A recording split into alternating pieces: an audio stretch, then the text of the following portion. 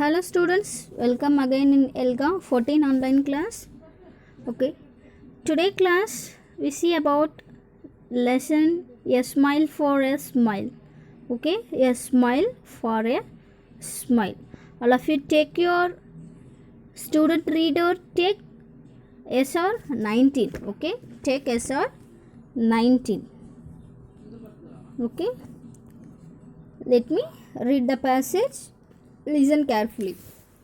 I was sitting in my office when I heard a voice outside. For how many months we have been trying to get our work done. None of you respond to our phone calls. We are here to complain to your office. We need to meet him right now. It was the voice of a woman I felt like I knew. I was wondering who this could be. I got up from my chair and went outside to find out. Excuse me, I am the senior officer here. Tell me your concern, I said to the old woman who was still arguing with my colleague. As she returned to me, I was stunned to see her. I had known this woman since my childhood. Suddenly, I recalled the last day when I saw her. Okay, one day நம்ம லெசனோட hero வந்து ஆஃபீஸில் உட்காந்துட்டு இருக்காங்க. திடீர்னு ஒரு சத்தம் கேட்குறாங்க. அவங்க அந்த சத்தம் யாரோடதுன்னா ஒரு லேடியோட வாய்ஸ். அவங்க என்ன சொல்கிறாங்க, எவ்வளோ நாளாக இந்த ஒர்க்கை முடிக்க சொல்லிகிட்டு இருக்கேன், இன்னுமே முடிக்கல, ஒழுங்காக ரெஸ்பாண்ட் பண்ண மாட்டேங்கிறீங்க, என்ன பண்ணுறீங்க, வந்து என்னை மீட் பண்ணுங்கள் அப்படி இப்படின்னு சொல்லிட்டு ஒரு லேடி திட்டிருக்காங்க. ஓகே, திட்டிட்டு இருக்காங்க. அந்த லேடி யாருன்னு பார்த்தா அந்த ஆஃபீஸோட ஓனர். ஓகே, ஸோ அந்த லேடி திட்டும்போது அவர் எழுந்து பார்க்குறாங்க. ஓகே, அவங்களோட கொல்லிக்க யாரோ இப்படி திட்டிகிட்டு இருக்காங்களே அப்படின்னு சொல்லிட்டு எழுந்து பார்க்குறாங்க. அந்த ஓகே, அந்த மேன் தான், அந்த ஹீரோ தான் இந்த ஆஃபீஸோட சீனியர் ஆஃபீஸராக இருக்காங்க. ஓகே, ஸோ அவங்க கேட்குறாங்க, என்ன ப்ராப்ளம் சொல்லுங்கள், நான் உங்களுக்கு சொல்கிறேன், நான் உங்களுக்கு எக்ஸ்பிளைன் பண்ணுறேன் அப்படின்னு சொல்லி கேட்கும்போது, எதுக்கு என் கொல்லிக்க இப்படி பேசிகிட்டு இருக்கீங்க அப்படின்னு சொல்லி கேட்கும்போது அந்த லேடி டேர்ன் பண்ணுறாங்க. அந்த லேடி திரும்புகிறாங்க. லேடியை பார்த்த உடனே he was turned to see her. அவங்கள பார்த்த உடனே ரொம்ப என்ன சொல்கிறது, அப்படியே ஷாக் ஆகி நிற்கிறாங்க. ஆல்ரெடி இந்த வாய்ஸை கேட்டிருக்கோமே, ஆல்ரெடி இங்கே கேட்ட வாய்ஸ் மாதிரி இருக்குது, எனக்கு தெரிஞ்ச வாய்ஸ் மாதிரி இருக்கே அப்படின்னு சொல்லிட்டு வந்து பார்த்தாங்க. பார்த்தா அவங்களுக்கு நிஜமாகவே அந்த லேடி வந்து தெரிஞ்சவங்கள தான் இருக்காங்க. உடனே அந்த லேடியை எப்போ லாஸ்ட்டாக பார்த்தாங்களோ அந்த டேஸை வந்து ரீகால் பண்ணிட்டு இருக்காங்க. Okay, next paragraph. As a child I grow up in a slum in Chennai. Okay, என்னோட சின்ன வயசில் நான் வந்து சென்னையில் இருக்கிற ஒரு ஸ்லம் ஏரியாவில் தான் வாழ்ந்துட்டு இருந்தேன். My mother worked has a house help in a nearby building. She worked at 6 homes where she used to clean the floors and wash clothes. My mother always encouraged and supported me to study hard. I was studying in class 5th in a government school. After school, I would sometimes accompany her to work. The only house I did not like going to was of Shanti auntie's. She always talked very rudely to me. She would not let me enter her house, but I liked Shanti's auntie. Oh, Shanti auntie's daughter, Zia Didi. Whenever I meet her, she asked me about my studies. Okay, அவங்க சென்னையில் ஒரு slum ஏரியாவில் வாழ்ந்துட்டுருக்காங்க. அவங்க mother வந்து பக்கத்தில் இருக்கிற ஒரு பில்டிங்கில் மெய்டாக வேலை பார்த்துட்ருக்காங்க. ஓகே, வீட்டு வேலை செய்கிறது, கிளாத்லாம் துடைக்கிறது, ஃப்ளோரெல்லாம் க்ளீன் பண்ணுறது, ஸோ இந்த மாதிரியான வேலை பார்த்துட்ருக்காங்க. அந்த பில்டிங்கில் அவங்க 6 ஹவுசஸில் ஒர்க் பண்ணிகிட்ருக்காங்க. அவங்க மம்மிக்கு கூட போயிட்டு இந்த பாயும் வந்து என்ன பண்ணுவாங்க, ஹெல்ப் பண்ணுவாங்க. ஸோ அவங்க எல்லா வீட்டுக்கும் போவாங்க. ஆனால் ஒரு வீட்டுக்கு போகும்போது மட்டும் ரொம்ப பயப்படுவாங்க. யார் அப்படின்னா சாந்தி ஆண்டி அந்த ஆண்டி வீட்டுக்கு போகிறதுக்கு பயப்படுவாங்க. ஏன் அப்படின்னா அந்த ஆண்டி எப்போவுமே ரொம்ப ரூடாக பேசுவாங்க. அவங்கள வீட்டுக்குள்ளே கூட அலோவ் பண்ண மாட்டாங்க. ஓகே, ரொம்ப என்ன சொல்கிறது, டிஸ்கிரிமினேட் பண்ணி தான் வச்சுருப்பாங்க. ஓகே, பட் அந்த சாந்தி ஆண்டியோட டாட்டர் வந்து எனக்கு ரொம்ப பிடிக்கும், ரொம்ப நல்ல பொண்ணு, ஜியா டிடி. ஓகே, நான் எப்போல்லாம் அந்த பொண்ணை மீட் பண்ணுறனோ அப்போல்லாம் வந்து என்னோடய ஸ்டடீஸ் எல்லாம் எப்படி போகுது, எப்படி படிக்கிற அப்படின்னு சொல்லி கேட்பாங்க அப்படின்னு சொல்லி சொல்கிறாங்க. ஓகே, இவங்க என்ன தான் இவங்க மம்மி வந்து ஒரு வீட்டு வேலை செய்கிறவங்களாக இருந்தாலும் இந்த பாய் வந்து படிக்கிறதுக்கு நிறைய சப்போர்ட் பண்ணியிருக்காங்க. அவங்க எப்படியாவது நல்லா படிக்கணும் அப்படின்னு சொல்லிட்டு ஸ்டடீஸ்க்கு ரொம்ப சப்போர்ட் பண்ணியிருக்காங்க. Okay, next paragraph. One day my teacher asked us to buy an English dictionary. Amma and I went to a nearby bookstore. We meet Shanti auntie and Zia Didi there. I greeted Shanti auntie and Zia Didi as usual. Shanti auntie ignored us, but Zia Didi noticed me. Okay, அவங்க ஸ்கூலில் one day வந்து dictionary வாங்க சொல்லியிருக்காங்க. So அந்த பாயும் அவங்க மம்மியும் dictionary வாங்கிறதுக்காக shopping book store போயிருக்காங்க. அப்போது அந்த சாந்தி ஆண்டியும் அந்த ஜியா டிடியும் வராங்க. அங்கே அவங்கள பார்த்து பேசுகிறாங்க. அவங்கக்கிட்ட பேசும்போது இந்த சாந்தி ஆண்டி எப்பவும் போல் இக்னோர் பண்ணுறாங்க. பட் ஜியா டிடி வந்து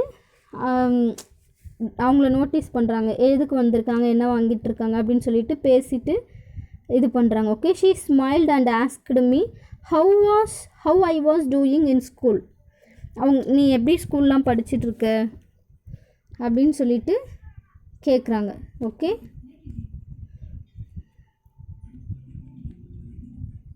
okay, she smiled and asked me have I was doing in school.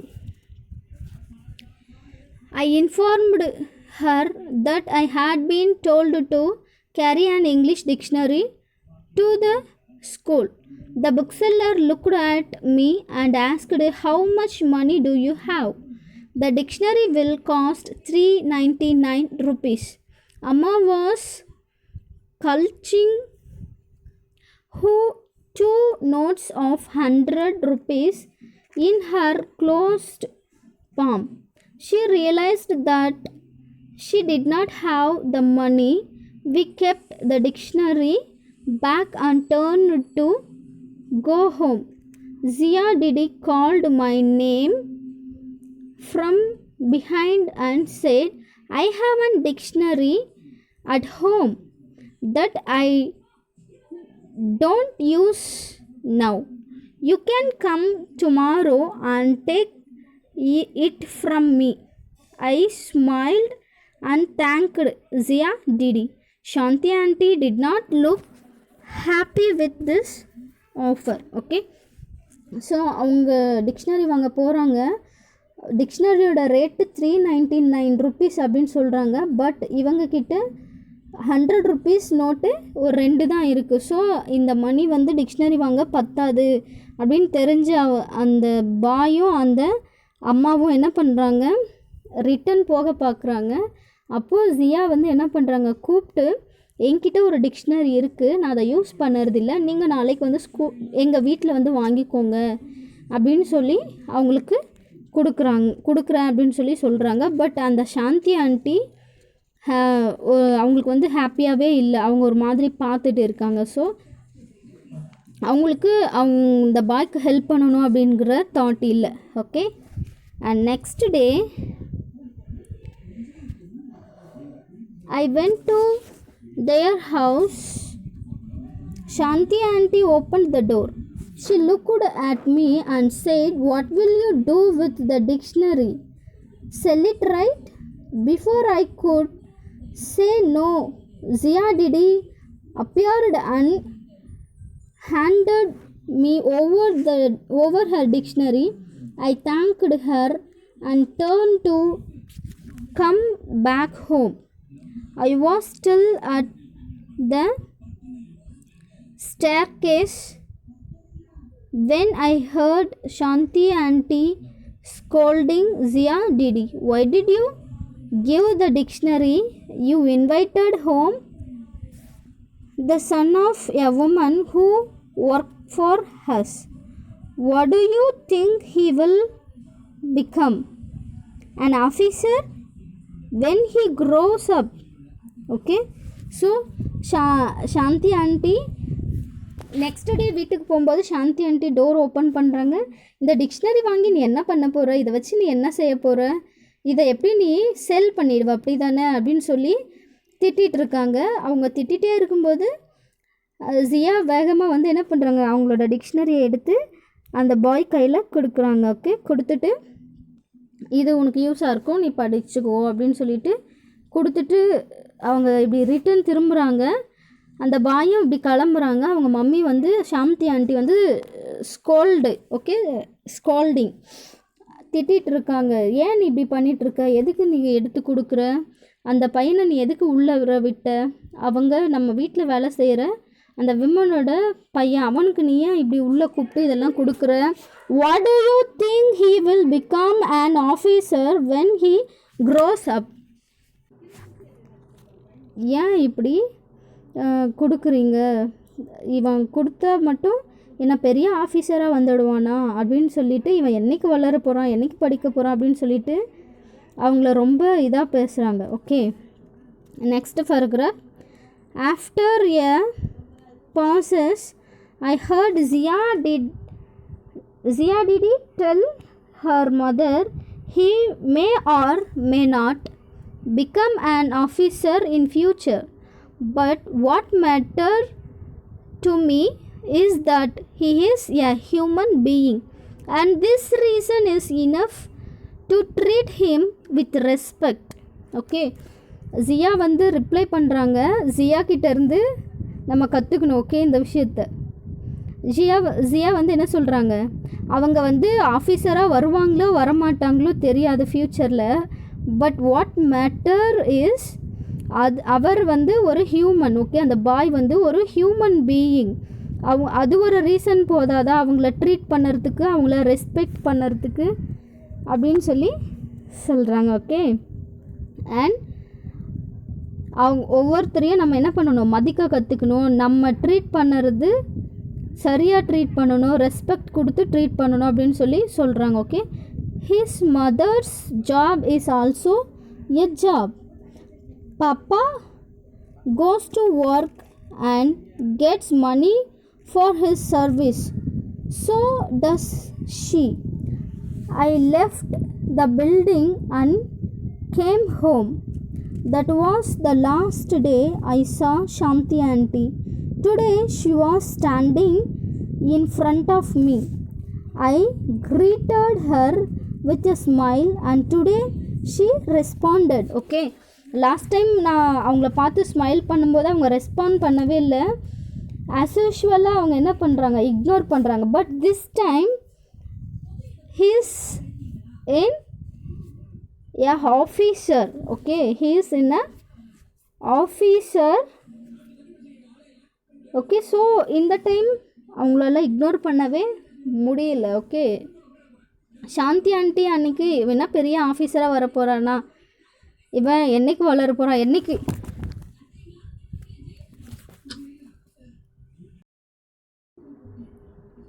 So last time பார்க்கும்போது அவங்க ரெஸ்பாண்ட் பண்ணவே இல்லை. ஆனால் இந்த டைம் அவங்களால ரெஸ்பாண்ட் பண்ணாமல் இருக்கவே முடியாது, ஏன்னா அவங்களோட ஜாப் அப்படி. ஓகே, அவங்க ஒன்ஸ் அப்பான் எ டைம் அந்த லேடி என்ன பண்ணாங்க, சாந்தி ஆண்டி என்ன பண்ணாங்க, அவங்கள என்ன பெரிய ஆஃபீஸராக வர போகிறாங்களா, இவன் என்ன படித்து என்ன பண்ண போகிறான் அப்படின்னு சொல்லி என்ன சொல்கிறது ஒரு மாதிரி பேசினாங்க.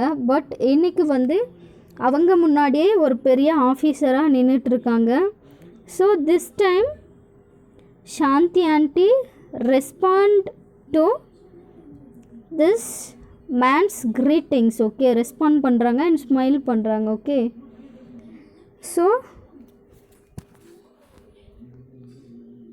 என்னாச்சு, யாரையும் நம்ம டிஸ்கிரிமினேட் பண்ணக்கூடாது. Okay, every women deserve to be treated with respect. எல்லாருக்குமே ரெஸ்பெக்ட் கொடுக்கறதுக்கு, ஒரே மாதிரி ட்ரீட் பண்ணுறதுக்கு எல்லாருக்குமே உரிமை இருக்குது. ஓகே, யாரும் யாரையும் என்ன சொல்கிறது, டிஸ்கிரிமினேட் பண்ணக்கூடாது.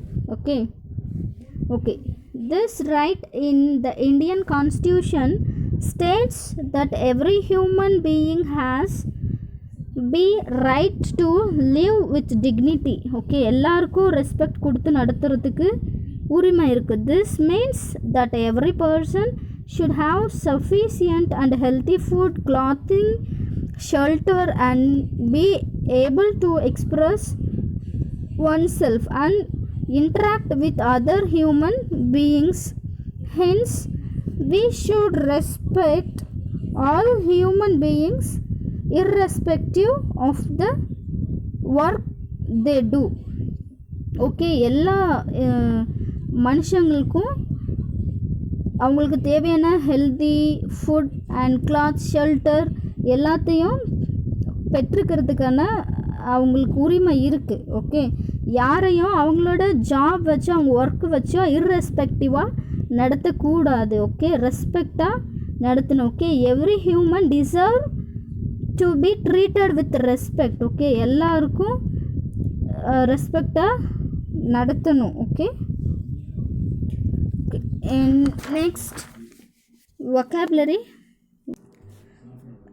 vocabulary words. First word concern. Okay, concern. Concern means something that involves or affect you or is important to you. Okay, concern என்ன சொல்கிறது, something that involves or affects your or is important to you. Okay, ஒரு என்ன சொல்கிறது, அவங்க பாவம் அப்படின்னு சொல்லி நினைக்குவாங்களே. So Harish concern towards his parents is out of his love from them. Next word colleague. Colleague na enna, a person with whom one works at a job. Okay, கூட வேலை பார்க்குறவங்கள தான் colleagues அப்படின்னு சொல்லுவோம். Okay, Ankit is my colleague since we work in the same office. Okay, and next word accompany. Accompanyனா என்ன, go with someone. Okay, அவங்க கூட போகிறது. For example, Jihar would sometimes accompany his father to the market. Okay, Jihar sometimes அவங்க daddy கூட market போவாங்க. Okay, like that. Last word officer, a person who has a position of authority or responsibility in an organization. Okay, ஆஃபீஸர்னா என்ன, லாஸ்ட்டாக அந்த boy ஒரு பெரிய ஆஃபீஸராக வந்தாங்கல்ல. A person who has a position of authority. Okay, அவங்களுக்குன்னு சில ரெஸ்பான்சிபிலிட்டி இருக்கும். ஓகே, அவங்க மற்றவங்க எல்லாருக்கும் என்ன சொல்கிறது, ஒரு ஹெட்டாக இருப்பாங்க. Okay, for example, Richa's father is a senior officer in a bank. Okay okay students, hope you understand the lesson. Okay, you have to read it again, read hard words and vocabulary words which is hard to read. Okay, hard words எழுதி பாருங்க and find the meaning. Okay, find the meaning and write your own example also. Okay. Okay, students, thank you and see you in next class.